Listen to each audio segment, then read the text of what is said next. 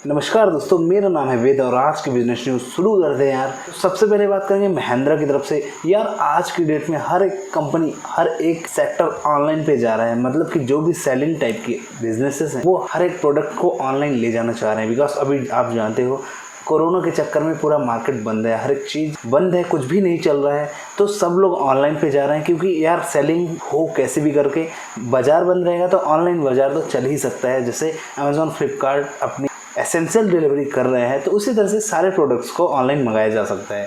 तो उसी चक्कर में हर एक कंपनी ऑनलाइन जा रही है। तो यहाँ पे महिंद्रा कंपनी ने अब ऑनलाइन कार की बुकिंग, ऑनलाइन 4 व्हीलर या ऑनलाइन 2 व्हीलर आप अपने घर पे मंगा सकते हो बुकिंग करके। चाहे वो टेस्ट ड्राइव करनी हो, चाहे आपको नई कार बाय करनी हो, आप महिंद्रा की वेबसाइट पे जाओ और उसमें से ऑनलाइन आप बुकिंग कर सकते हो।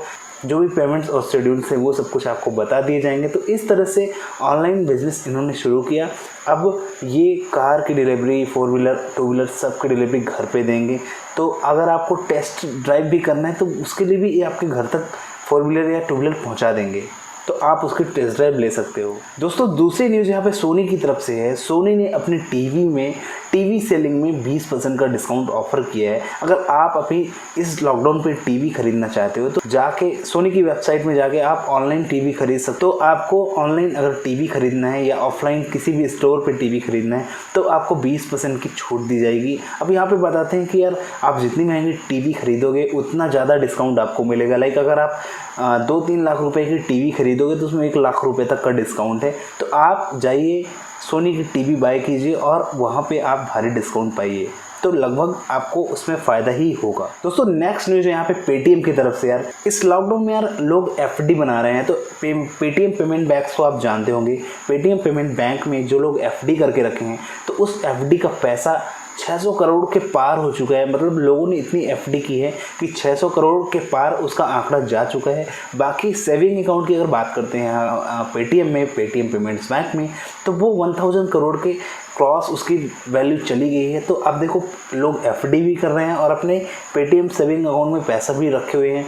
तो अच्छी बात है यार, अभी इनको भी पैसा मिल रहा है, जुड़ रहा है, तो बढ़िया यार, इनको भी फंडिंग इकट्ठा हो रही है। बैंक की बात करते हैं यार तो बैंक में इतना सारा पैसा इकट्ठा होता ही है।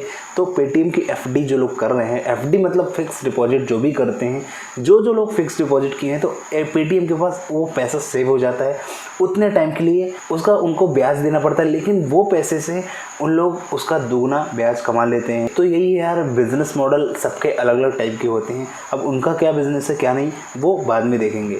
तो बढ़ते हैं नेक्स्ट न्यूज़ की तरफ। यहाँ पे विस्टा इक्विटी पार्टनर्स ने यार 2.32% की हिस्सेदारी जियो में ले ली है, क्योंकि अभी उन्होंने इतना पैसा इन्वेस्ट किया। आप जानते हैं विस्टा इक्विटी पार्टनर्स की जब हम बात करते हैं तो वो जियो में इन्वेस्ट कर रहे हैं। और तो अभी हमारे जियो के धीरू या मानी जी यार पैसा इकट्ठा कर रहे हैं अपनी जियो कंपनी के लिए। अभी भी उनको पैसा कम पड़ रहा है जियो कंपनी को ग्रोथ लाने की, जियो कंपनी को बढ़ाने के लिए वो कई जगह से फंडिंग उठा रहे हैं। अभी रिसेंटली आप जानते हैं फेसबुक से उन्होंने पैसा लिया, उनके साथ जोड़ के वो व्हाट्सएप के थ्रू अपना एक नया बिजनेस शुरू कर रहे थे। तो अभी इस बिजनेस को कितना बढ़ाएंगे, कितना पैसा लगाएंगे यार और किन किन लोगों से लोन लेंगे वो बाद में पता चलेगा। फिलहाल अभी विस्टा इक्विटी पार्टनर्स ने 11,367 करोड़ रुपए इनको इन्वेस्टमेंट के तौर पर दिए हैं। 2.32% की हिस्सेदारी विस्टा इक्विटी पार्टनर्स ने ली है। दोस्तों नेक्स्ट न्यूज यहाँ पे विशाखापट्टनम की तरफ से। यार आप जानते हैं विशाखापट्टनम में अभी ट्रेजेडी हो गई है। ट्रेजेडी वो है यार, आप 1983 में जाइए जो भोपाल में हुआ था। आपको याद होगा उस टाइम पे भोपाल में जब वो गैस लीकेज हुई थी वहाँ से, और कई लोग वहाँ पे मारे गए थे, बहुत भारी मात्रा में 5 लाख के ऊपर इतने लोग मरे थे और इतना ज़्यादा ट्रेजेडी उस गैस रिसाव के कारण हुआ था। तो वही सेम चीज़ अभी 2 दिन पहले निकल के आई और यार विशाखापट्टनम में एलजी पॉलीमर गैस रिसाव के कारण वहाँ के 11 लोगों की मृत्यु हो गई है, 11 लोग मर गए हैं। अभी 1000 और 1000 से ज़्यादा लोग उसमें प्रभावित हो चुके हैं और अभी ये एक्चुअल वैल्यू नहीं है। जब मैं वीडियो रिकॉर्डिंग कर रहा हूँ तो अभी और कितने लोग वहाँ पे ख़त्म हुए हैं, कितनी ज़्यादा ट्रेजेडी हुई है। तो भाई वो गैस कैसे लीकेज हुई कैसे नहीं क्या पता, लेकिन बहुत बुरा हुआ जो भी हुआ। तो ये हादसा जो है विशाखापट्टनम वाला वो याद दिलाता है उस भोपाल गैस ट्रेजेडी को जो 1983 में हुआ था। दोस्तों इसके साथ साथ एक और ट्रेजेडी हुई है जो अभी आप जानते हो लॉकडाउन पे जितने भी मजदूर हैं वो सब अपने घर से बहुत दूर रह के काम कर रहे थे, अपनी जीवन यापन कर रहे थे, अपना जीवन यापन चला रहे थे। लेकिन यार इस लॉकडाउन के बाद जब मजदूर लोग बाहर रह रहे थे, अब यार पूरी तरह से काम बंद हो गया, कंपनियां बंद हो गई, तो मजदूरों का जितने दिन तक खर्चा चला उन्होंने वहाँ पे काटा। भाई सोचा उन्होंने कि लॉकडाउन खुल जाएगा एक आध महीने में, तो उन्होंने काटा। जब उनका एक आध महीने के बाद और उनको पता चल कि लॉकडाउन बढ़ते जाएगा और उनको खाने पीने की समस्या हुई, पैसा खत्म हो गया, तो वो निकल पड़े अपने घर की तरफ। और सभी मजदूर ऐसे ही कर रहे हैं, अपने घर जा रहे हैं, चाहे वो सड़क से हो, चाहे वो किसी भी जैसे उनको सुविधा मिल रही है वो घर जा रहे हैं धीरे धीरे। लेकिन यहाँ पे अभी एक दिन पहले एक घटना हुई यार, वो बहुत बेकार और बहुत दर्दनाक है। क्योंकि यार देखो, मजदूरों को लग रहा था कि भाई ट्रेन वगैरह तो चल नहीं रही है, तो वो ट्रेन के ट्रैक से ही चल चल के घर जा रहे थे। सोच रहे थे कि भाई हम घर पहुंच जाएंगे इस ट्रैक से ही, धीरे धीरे कभी न कभी घर पहुंच जाएंगे। तो वो यार वहाँ से सूखी रोटियां वगैरह, आपने न्यूज़ शुरू की, मैं ज़्यादा नहीं बताऊंगा। रात हुई, अब चल रहे थे धीरे धीरे, जब रात हुई तो सोचे कि अब रात होगी भाई, सो जाया जाए। तो वो ट्रेन के ट्रैक पे ही सो जाते हैं 15 के 15 लोग। उनको तो यही लग रहा था भाई कि ट्रेन तो बंद है, ट्रेन तो निकलेंगे ही नहीं, हम यहीं पे सो जाते हैं। उनको क्या पता था कि अब उनको इतना नॉलेज नहीं था कि भाई मालगाड़ियाँ चल रही हैं। तो उसी रात वो वहाँ पे नींद लेने के लिए सो गए और बहुत बड़ा कांड हो गया, आपको पता है। तो उनके लिए प्रे करना, उनकी भगवान उनकी आत्मा को शांति दे, और बहुत बुरा हुआ ऐसा। तो यार भगवान से प्रार्थना करो, प्रे करो कि भाई सब कुछ अच्छा हो जाए, पहले जैसा हो जाए। लेकिन ये 2020 में पता नहीं क्या क्या होगा, क्या क्या नहीं, बस आप देखते जाओ। नेक्स्ट न्यूज़ है यहाँ पे अमेजॉन फ्लिपकार्ट ई कॉमर्स की तरफ से गृह मंत्रालय जी ने कहा है भाई कि जो भी ई कॉमर्स की कंपनियां हैं, जो भी ई कॉमर्स की डिलीवरीज हैं, तो वो आवश्यक सामग्रियों की डिलीवरी ही कर पाएंगे अभी फिलहाल। जिन चीज़ों की ज़्यादा ज़रूरत नहीं है, चाहे वो इलेक्ट्रॉनिक आइटम वगैरह हों, तो उन चीज़ों की डिलीवरी भी बंद रहेगी। एसेशनल डिलीवरी लाइक आप खाने की चीज़ें हों, फ्रूट्स वेजिटेबल ग्रॉसरी, ये सब चीज़ों की डिलीवरी ज़्यादा करो, और उन्हीं की अनुमति अभी दी जाएगी।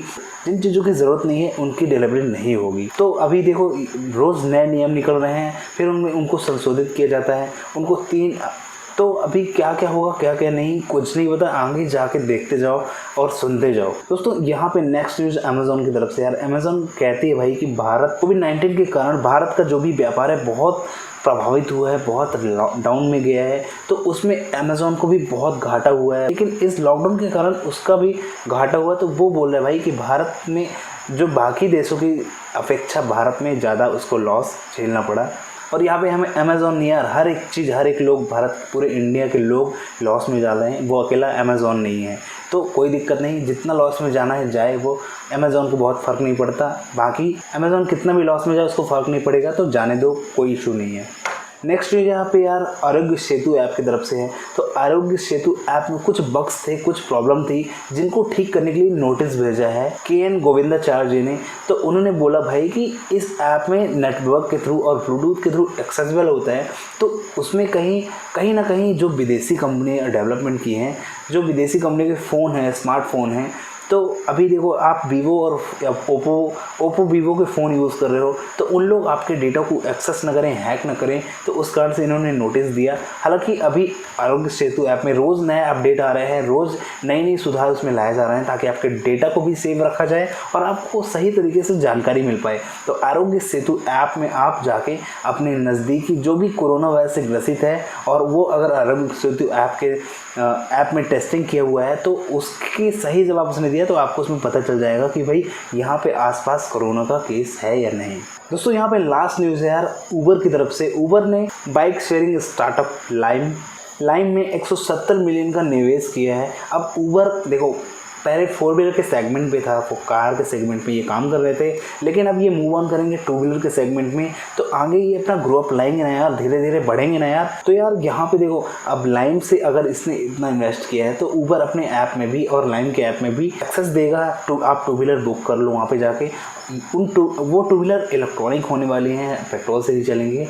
तो बढ़िया है, अब सारे स्टार्टअप नई चीज़ों को सोच रहे हैं, नई चीज़ों को बना रहे हैं भाई, कि अब जैसे ही लॉकडाउन खुलेगा तो हम अपनी कंपनी को इस तरह से स्केल अप करेंगे, इस तरह से ग्रो अप करेंगे। क्योंकि प्रॉब्लम तो बहुत है यार, आपको पता है, लेकिन इन प्रॉब्लम से निकलने के लिए जल्दी ही सब कोई धीरे धीरे सॉल्यूशन ढूंढते जाएंगे, करते जाएंगे। दोस्तों ये आखिरी न्यूज़ पे वीडियो को ख़त्म करेंगे यार। दोस्तों मैं इतने दिन से स्टार्टअप और बिज़नेस न्यूज़ बना रहा हूँ, लेकिन कमेंट्स किसी के भी नहीं आते। व्यूज़ आ रहे हैं, धीरे धीरे ग्रो कर रहे हैं, पर कमेंट्स किसी के नहीं आते। तो कमेंट करके बता दिया करो भाई लोग कि आपको वीडियो कैसे लगती है, कुछ सवाल जवाब तो कर दिया करो। और एक लाइक कर दिया करो यार, अगर आप चैनल इस वीडियो को देखते हो अच्छी लगती है, और नहीं अच्छी लगती तो नो प्रॉब्लम। मिलते हैं फिर आप नेक्स्ट वीडियो में। बहुत बहुत धन्यवाद, थैंक्स फॉर वॉचिंग। जय हिंद, वंदे मातरम।